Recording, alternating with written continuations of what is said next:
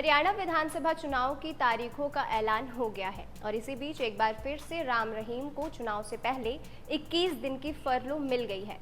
बता दें कि 2017 से लेकर अभी तक राम रहीम को लगभग 10वीं बार पैरोल या फरलो दी गई है। नमस्कार, आप देख रहे हैं विन द फर्स्ट और आज के इस एक्सप्लेनर में हम बात करेंगे पैरोल और फरलो के ऊपर।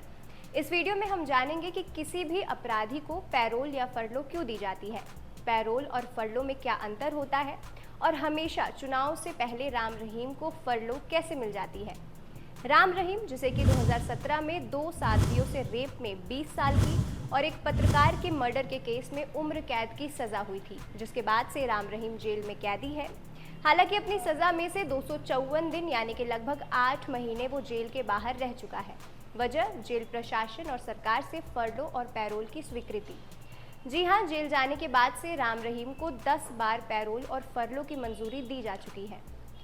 पैरोल और फरलो में क्या अंतर होता है? फरलो या पैरोल दोनों ही जेल से कुछ दिनों की रिहाई के लिए होती है, लेकिन ये दोनों ही एक दूसरे से अलग होते हैं। एक कैदी को कम से कम 3 साल जेल में बिताने के बाद फरलो दी जा सकती है, जबकि बहुत ज़रूरी हो तो कुछ घंटों या कुछ दिनों के लिए पैरोल दी जाती है। पैरोल की अगर बात करें तो पैरोल किसी भी कैदी को 1 साल की सज़ा काटने के बाद दी जाती है। ये कम अवधि के लिए होता है। पैरोल किसी भी कैदी को अस्थायी रूप से अपने परिवार और समाज से जुड़े रहने के लिए दिया जाता है। पैरोल को कैदी की सज़ा की अवधि में नहीं जोड़ा जाता। वही बात करें फरलो की, तो ये उस कैदी को दी जाती है जो कम से कम 3 या 5 साल तक जेल में कड़ी सज़ा काट चुका हो। ये कैदी को उसके अच्छे आचरण को देखते हुए दी जाती है। साथ ही कैदी की फरलो में बिताई गई समय अवधि को सजा की अवधि में जोड़ा जाता है। बात करें राम रहीम की, तो उसे अभी तक 10 बार पैरोल या फरलो दी जा चुकी है। 24 अक्टूबर 2020 जब राम रहीम को पहली बार अपनी मां से मिलने के लिए 1 दिन की पैरोल दी गई थी। 21 मई 2021 एक बार फिर से राम रहीम को अपनी मां से मिलने के लिए दूसरी बार 12 घंटे की पैरोल दी गई। 7 फरवरी 2022 जब राम रहीम को पहली बार परिवार से मिलने के लिए 21 दिन की फरलो दी गई। जून 2022 एक बार फिर से 30 दिन की फरलो दी गई, जब उसे यूपी के बागपत आश्रम में भेजा गया। 14 अक्टूबर 2022 राम रहीम को 40 दिनों की फरलो दी गई और इसी दौरान उसने म्यूजिक वीडियो भी जारी किया। 21 जनवरी 2023 छठी बार 40 दिन की फरलो मिली, जिसमें वो शाह सतनाम सिंह की जयंती में शामिल होने के लिए जेल से बाहर आया था। 20 जुलाई 2023 7वीं बार 30 दिन की फरलो पर जेल से बाहर आया। 21 नवंबर 2023 राम रहीम को 21 दिन की फरलो लेकर बागपत आश्रम भेजा गया। 19 जनवरी 2024 50 दिनों के लिए पैरोल पर जेल से बाहर आया। ये वो समय था जब देश में लोकसभा चुनाव करीब थे और एक बार फिर से जब हरियाणा में विधानसभा चुनाव नज़दीक है, तो 13 अगस्त 2024 को 21 दिन की फरलो को हाईकोर्ट ने मंजूरी दे दी है। ध्यान देने वाली बात यह है कि 15 अगस्त को राम रहीम का जन्मदिन भी था, यानी कि अपने जन्मदिन से ठीक 2 दिन पहले उसे फरलो दी गई। ये पहली बार नहीं हो रहा जब राम रहीम को चुनाव से पहले फरलो या पैरोल दी गई हो। रिपोर्ट्स की माने तो राम रहीम को तब फरलो दी गई है जब हरियाणा या फिर उसके आसपास के राज्यों में चुनाव होने थे। पिछले ही साल जब हरियाणा में पंचायत चुनाव शुरू होने वाले थे, तो उसके कुछ ही दिन पहले 20 जुलाई को राम रहीम को 30 दिन की फरलो दी गई थी।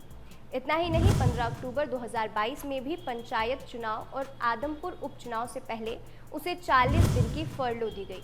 साथ ही 17 जून 2022 को हरियाणा में नगर पालिका निकाय चुनाव होने से पहले भी उसे 30 दिन की फरलो दी गई थी। यही चीज़ 7 फरवरी 2022 को भी देखने को मिला जब हरियाणा में विधानसभा चुनाव से पहले राम रहीम को 21 दिन की फरलो दी गई और यही चीज़ एक बार फिर देखने को मिल रही है जब 5 सितंबर से हरियाणा में विधानसभा चुनाव है, तो राम रहीम की फरलो को मंजूरी मिल गई है। लेकिन ये सवाल उठता है कि चुनाव से पहले फरलो मिलने के पीछे क्या वजह है। जैसा कि राम रहीम का इतिहास रहा है, राम रहीम सामाजिक समूह डेरा सच्चा सौदा के प्रमुख हैं। शुरू से ही डेरा में चुनाव के समय कई नेताओं का आवागमन रहता था और वर्तमान की अगर बात करें तो राम रहीम और डेरा दोनों ही शुरू से बीजेपी का समर्थक करते रहे हैं। हाल ही में हुए लोकसभा चुनाव में भी डेरा प्रमुख राम रहीम ने बीजेपी के समर्थन का भी ऐलान किया था। इतना ही नहीं, पहले भी उसने बीजेपी के समर्थन में अपनी 15 लोगों की टीम भी चुनाव में उतारी थी। इसके साथ 2007 के चुनाव में भी राम रहीम ने कांग्रेस का समर्थन किया था।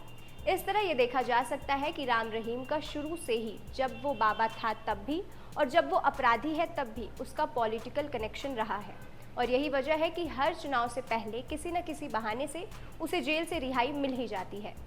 राम रहीम का मूल निवास राजस्थान के श्रीगंगानगर जिले का गुरुसर मोड़िया गांव है। राम रहीम का हरियाणा के आसपास के कुछ राज्यों के हिस्सों में शुरू से प्रभाव भी रहा है। इतना ही नहीं, जेल जाने से पहले राम रहीम का राजस्थान के कई शीर्ष नेताओं के साथ कनेक्शन भी था। हरियाणा से सटे सिरसा, कुरुक्षेत्र और कैथल को डेरा का प्रभाव क्षेत्र भी माना जाता रहा है। बता दें कि राम रहीम को बार बार पैरोल या फरलो मिलने के खिलाफ शिरोमणि गुरुद्वारा प्रबंधक कमेटी ने हाईकोर्ट में याचिका भी दायर की थी। ये याचिका राम रहीम को 50 दिन की पैरोल देने के बाद दाखिल की गई थी, जिसे लेकर हाईकोर्ट ने सरकार से इसे लेकर जवाब मांगा था। इसी के साथ ये भी आदेश दिया था कि हाईकोर्ट के अनुमति के बगैर सरकार किसी भी अपराधी को पैरोल नहीं दे सकती। जिसके बाद चीफ जस्टिस शील नागू और जस्टिस अनिल खेत्रपाल की बेंच ने ये कहा कि किसी भी कैदी को उसके अधिकारों से वंचित नहीं किया जा सकता। इसी दौरान राम रहीम ने हाईकोर्ट से 21 दिन की फरलो के लिए याचिका दाखिल की थी, जिसमें यह कहा गया कि उसे डेरे के कार्यक्रमों में शामिल होना है। जिसके बाद हाईकोर्ट ने 7 अप्रैल 2022 के अपने आदेश में यह फैसला किया कि हरियाणा अस्थायी रिहाई अधिनियम 2022 के तहत पात्र दोषियों को हर साल 70 दिन की पैरोल और 21 दिन की फरलो देने का अधिकार दिया गया है।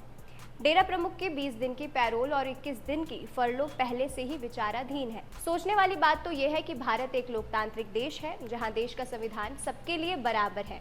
बावजूद इसके एक रेपिस्ट और खूनी को हर बार जेल से रिहाई क्यों दे दी जाती है?